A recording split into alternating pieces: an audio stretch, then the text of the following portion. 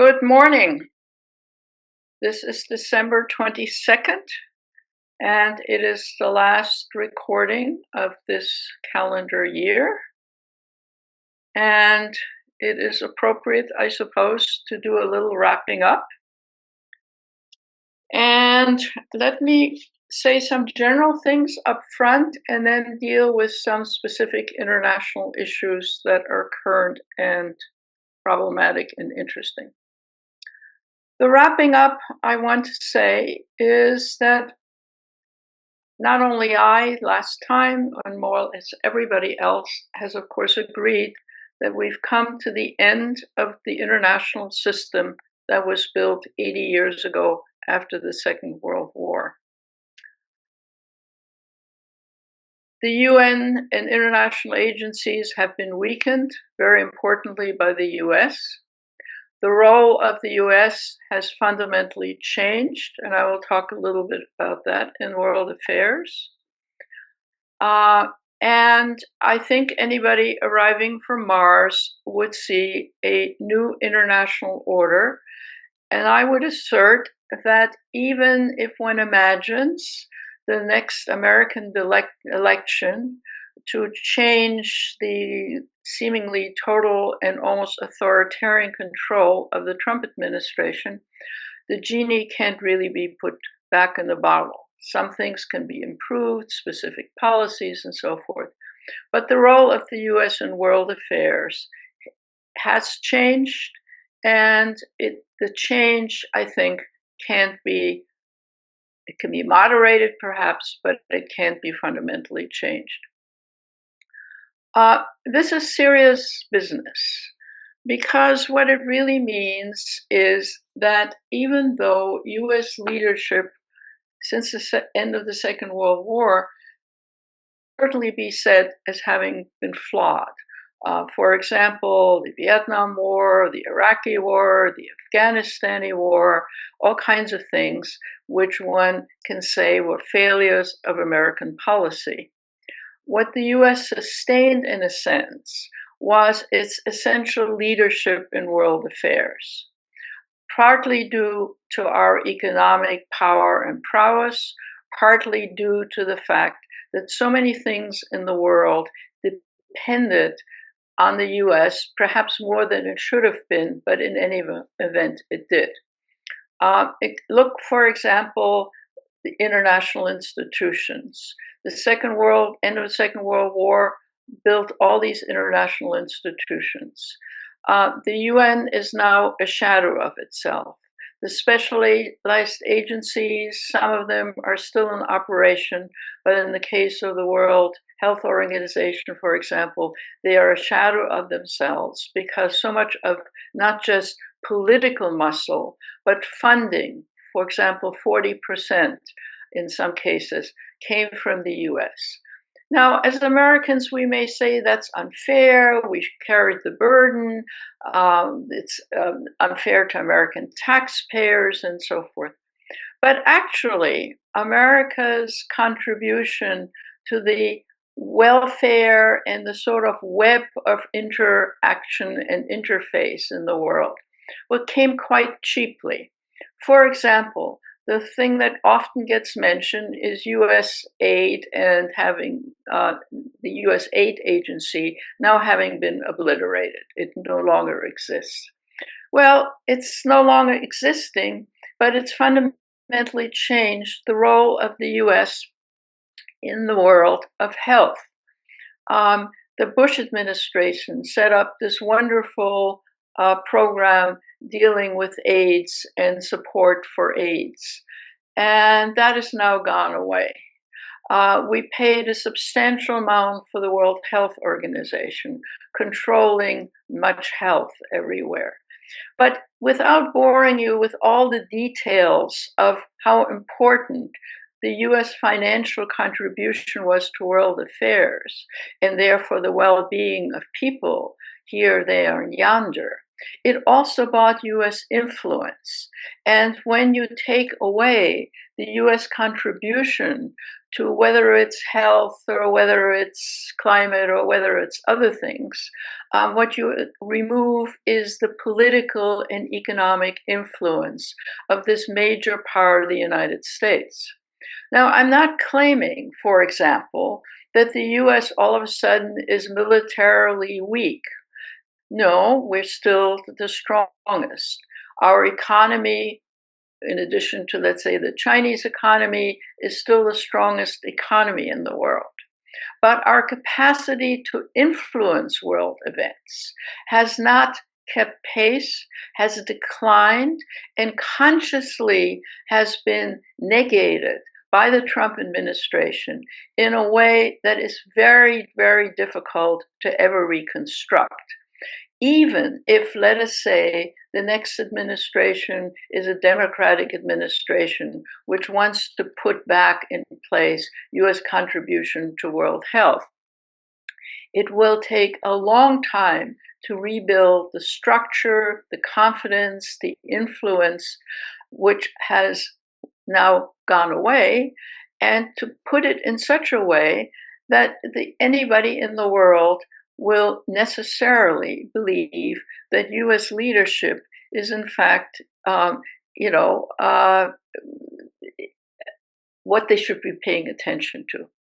So there is not only a lack of or serious reduce of US influence in the world, but there is a disaggregation of the institutions and the practices that have grown up in the world, which a lot of people in the world relied on, and in terms of development, in terms of health, in terms of leadership in various areas. Even if one turns to Europe, that is saying the North Atlantic Treaty Organization was a commitment not just on the part of Europe, but on the part of the United States.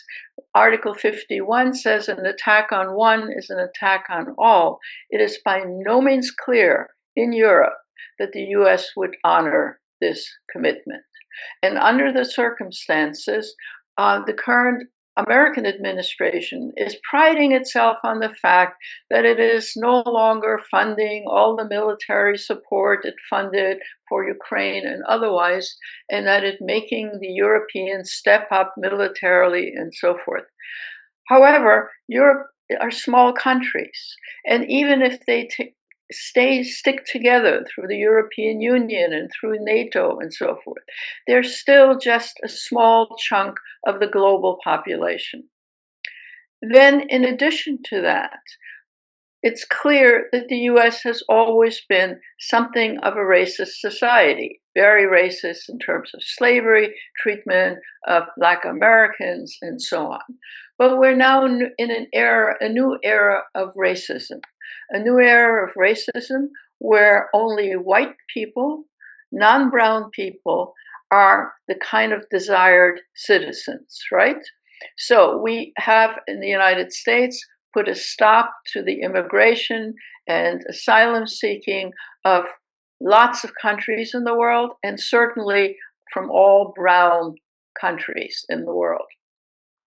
And we are actively allowing, for example, white South Africans, of whom are like 8-9% of the South African population, and who were the folks who ran the racist regime of South Africa, which was finally overthrown and Mandela came into power in the 1990s. But a society that was, to put it mildly, authoritarian, if not fascist, in terms of white minority rule. Those are the folks now and their heirs that we're saying, oh, they're welcome because they're white people. And the jargon that you've probably listened to has been appalling. That is to say, we are saying people are garbage. Who's garbage? The Somalis in Minnesota are garbage. There are about, 70, 100 million Somalis in Minnesota. Yes, they were refugees from Somalia because of its civil conflicts and so on. The majority of them now are either American born or American citizen. But we don't like them. They're Somalis. They're criminals. Well, like any population, there are a few criminals amongst the Somalis, but not necessarily an undue percentage of the population or compared to other populations. We have the nerve, the president has the nerve to not only call Somalis in Minnesota garbage, but to refer to their representative, Ms. Omar, also as a garbage member of the American Congress. It is appalling, and it is noted all over the world. Now, the irony of it all is that some of this sort of white racism is now also prevalent in Europe. So we in the United States are supporting right-wing parties in Europe, which are as racist as our current administration is. This is not a good development. And if you look at the long picture of what is happening, is that all industrial societies have low birth rates, which, by the way, also includes Japan and increasingly also including China, which means down the road, to keep the economies going of industrial countries, they will need labor from the rest of the world. And since the rest of the world is brown, quote unquote, it means that everyone in industrial societies has to adjust to having quote unquote brown people come temporarily and permanently to assist in the maintenance of the industrial country's quality of life. So we're moving into an insane cycle. And the fact that the US is in the leadership on all of this is changing not only the military balance of power, but the capacity of a country which, even under the worst of circumstances, was a powerful influence in controlling or managing some conflicts, but more importantly, trying to improve the quality of life on everybody on this planet. The final general comment I want to make has to do with climate. I think almost all scientists and many politicians worldwide agree that climate change is already here and that it's an existential problem for the rest of the century. And if climate change is not addressed rapidly, we will have a very heavy price to pay. Insofar as climate change is already amongst us, notice the horrible floods in the United States, in Indonesia, in various parts of Asia, in Africa, which is Sri Lanka is practically wiped out by floods. This is all already part of climate change. And what have we done in the United States? Rather than lead in climate change, we are saying climate change is a hoax, which, to put it mildly, is not only wrong and foolhardy, but again means that the US not only is not in leadership in these issues, but in fact is sticking its head into the sand. The last global climate change conference, which took place recently in Brazil, the US didn't even bother to attend. And it's certainly not helping countries address climate change. It should be quickly said that both in Europe and in Asia and Africa, people are moving, including China, by the way, people are moving as rapidly as they can in addressing climate change by reducing fossil fuels, use of oil, etc., coal. And while, for example, a country like China is far away from addressing its dependency on coal and so forth, it is also a leadership country, both in terms of itself and for other countries that it has some influence in, to address the issue. So here is a long-term issue with already short-term consequence. And what does the US do? It says, we're not going to be part of this, not only in terms of international conferences and meetings and policy inputs, but you might have noticed that the agency in Colorado, which does very serious climate research, has been unfunded and is being closed down. So we are, in a sense, uh, doing ridiculous things. And the world, or at least the Enlightenment part of the world, is well aware of it. And the hope that a more democratic Congress or even the election of a democratic president the next day can put the genie all back in the bottle and we'll just go back to square one. The US will continue to play the dominant role and the needed role and the welcomed role in many aspects of the world welfare as we move forward is an illusion. And I think I'm not the only observer who feels that the US role has fundamentally changed in world affairs and cannot be put back into gear, which is very sad commentary on 80 years of flawed US policy, but nevertheless important policies in economics, welfare, environment, and so forth. Where this will all land us as the United States is hard to say, but certainly it is not just sort of a general global statement to say that, the 80 years have come to an end. 80 years have come to an end in many ways. International institutions, the role they play, but for us Americans, it's come to an end because of our own policy choices and our blindness, might I say, to our own self-interest, which certainly would not be to be doing what we're currently doing.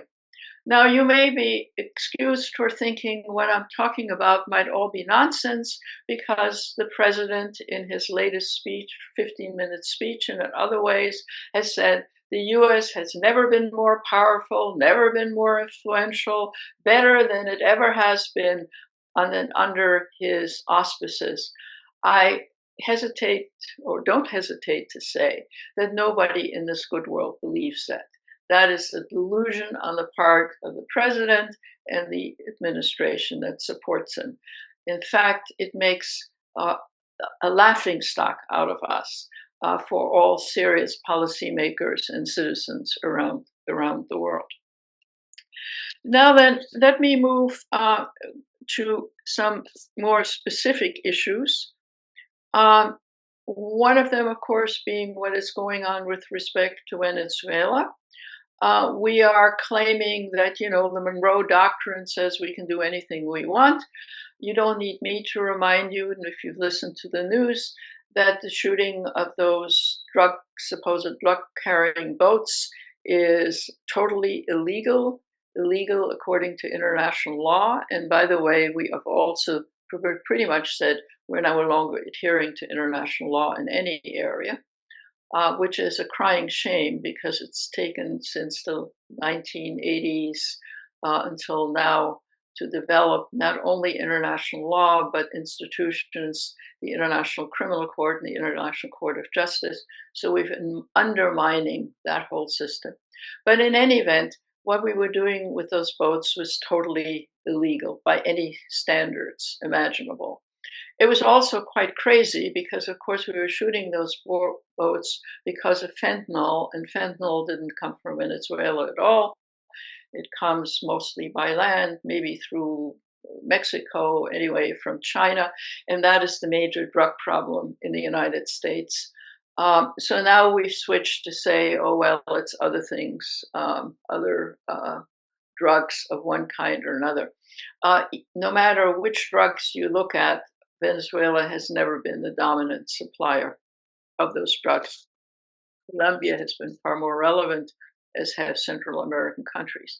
And the hypocrisy on all of this has not been lost on anybody because while we are shooting these people out there, and while we are throwing people out of the country, ICE right and left, for either any range of crimes that are lack of proper papers or whatever. I don't need to remind you of that.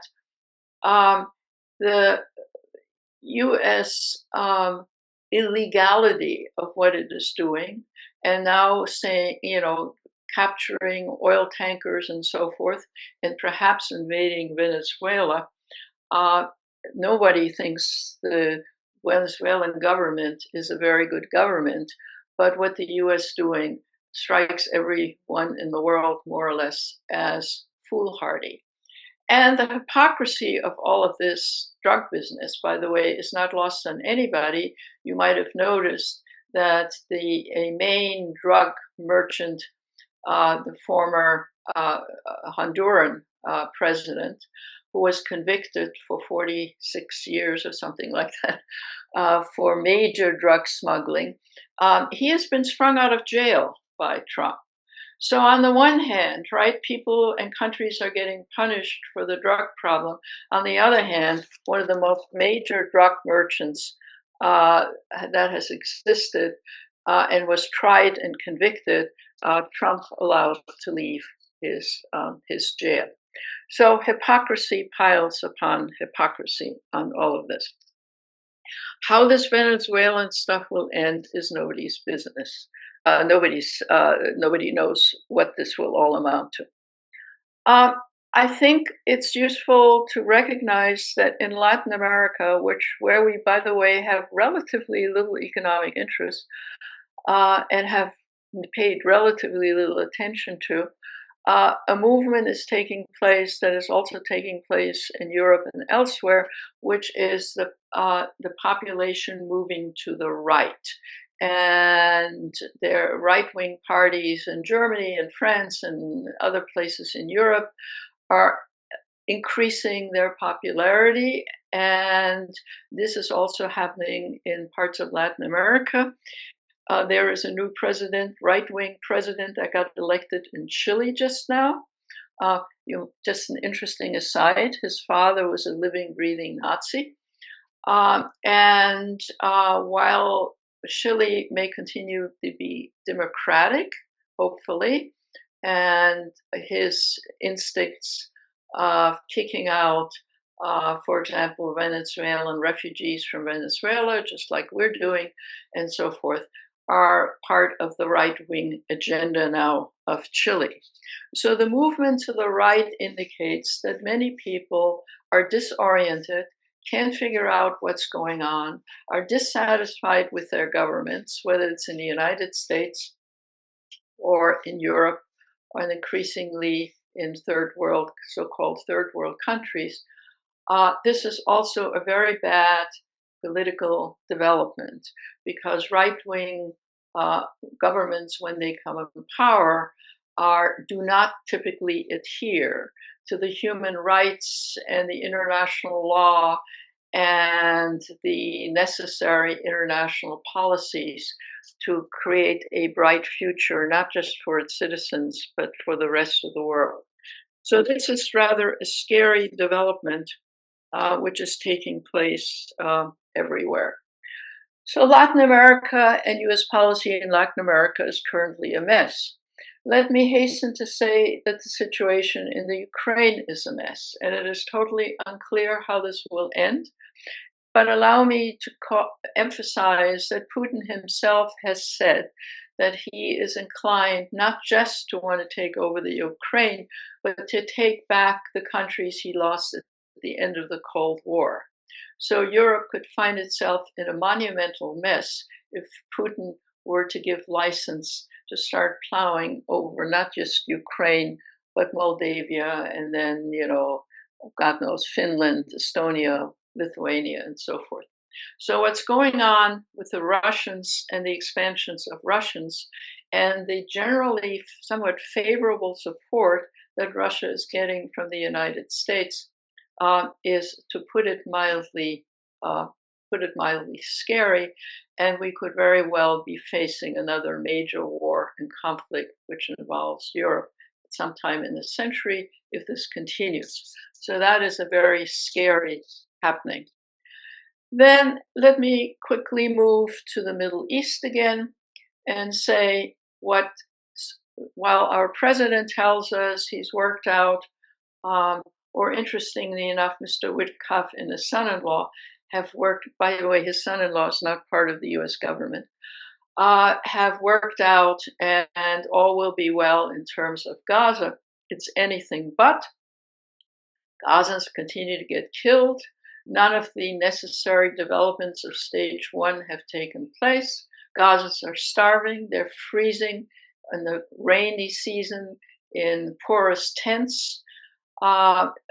The quarter of Gaza that Israel still controls they're shooting Gazans on the other side, claiming the Hamas has also shot them. Hamas has not been given up its arms, and it probably won't give up its arms. So what seemed like a solution to the Gaza problem has, if anything, not made any progress, and the future looks quite scary for the Gazans and the situation there. The West Bank is, which presumably would have been the part that a two-state solution would have been anchored in, is quickly taken over by the Israelis. The right-wing minister has just announced 19 more settler communities in the West Bank. The farms, the olive groves, and so forth of the Palestinians are being taken over. And the Palestinians' villages are being emptied, some are being burned down. Palestinian teenagers continue to be arrested for, throwing a stone or objecting it. The West Bank, which is getting relatively little attention, is a total nightmare.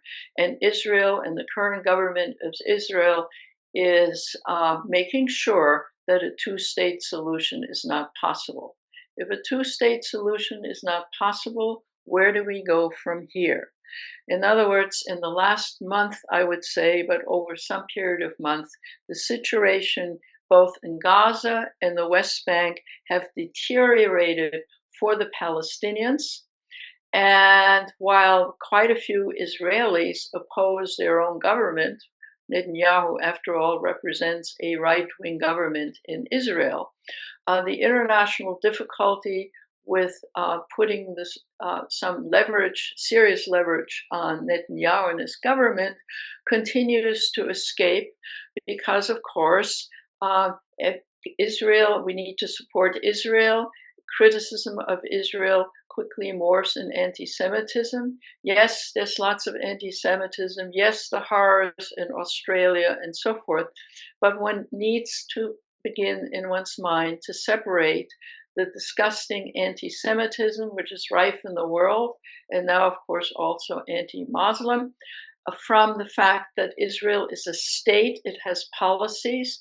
And for example, we don't expect people to become anti-American against us citizens simply because we have a Trump regime which is doing undesirable things. We as Americans very much hope that the world will continue to view us as individual Americans favorably rather than condemning us because of Trump. Ditto in the case of Netanyahu. Enlightened Israelis are anti what the Netanyahu administration is doing, and criticizing the Netanyahu administration should be seen as different than being anti-Semitic. Now, I know that the line is gray between the two of them, but I think it's worth keeping in mind. And it's certainly worth keeping in mind that the US, both under Biden and now under Trump, has been arming the Israeli government under the notion that the Israeli government needs to be protected from Hamas and the Palestinians, which is a fine idea. Israel's existence and future ought to be protected. But That is a very different discussion than what is happening now to the Palestinians. And of course, for people who criticize what the Israeli government is doing, it is very easy to say that it is anti-Semitic. But I hope you all will, are well informed enough to keep apart the fact that there is lots of anti-Semitism in the world. It is awful and it needs to be fought. But anti-Semitism is not identical, or doesn't have to be identical, to the criticizing of a nasty right-wing Netanyahu regime that very many Israelis also oppose as strongly as we should oppose it. There's other interesting stuff going on in the Middle East. Iran is in deep difficulty. Will Israel bomb Iran again? That's an open question and a serious question. In the meantime, there's still the Yemen problem. And one of the more neglected problems in the world are, of course, the situation in the Sudan. Sudan is a country, big country of about 50 million people, and the Sudanese are dying like flies. Why? Because US aid has stopped. And the non-governmental aid agencies don't have the resources and also don't have the protection very often to allow them to do the level of work that needs to be done in this civil war. And of course, Sudan gets relatively little attention, either in terms of politics and diplomacy, but also in terms of what is going on in the Sudan in terms of mass death and starvation. Millions of Sudanese have died and are continuing to die. So as we end this year, do we really want to live in the world where we, the United States, are contributors to allowing to happen what has happened in Gaza and the West Bank, for allowing to happen what is happening to, let's say, the Sudan, and for being responsible that people who lived and were able to live surviving from AIDS and other threaded diseases now have all their medical supplies cut off because of the United States. It is a moral and ethical question for us, and not just a partisan and political question. And as we move into the end of the year and think about the new year, I think we need to seriously think not just of policies here and there, but the morality of what is going on and the degree to which we can, in some senses, help. I'm, like many others, point to the US right now as being similar to Germany in the 1930s. And indeed, there are many similarities. But I want to end by saying there's one difference that I want to call attention to, and that is Americans are not Germans. And that is what leads us to go to demonstrations, to stop ICE, to help fellow Americans, or help fellow immigrants, and so forth. We're a much more activist society.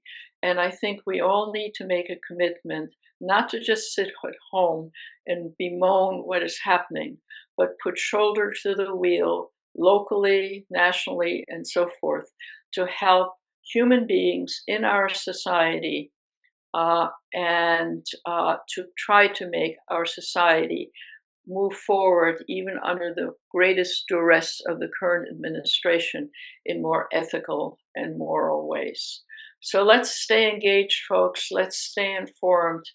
Let's not get so depressed that we just stay home and do nothing. On this note, I want to wish you a good holiday season and see you in 2 weeks in January.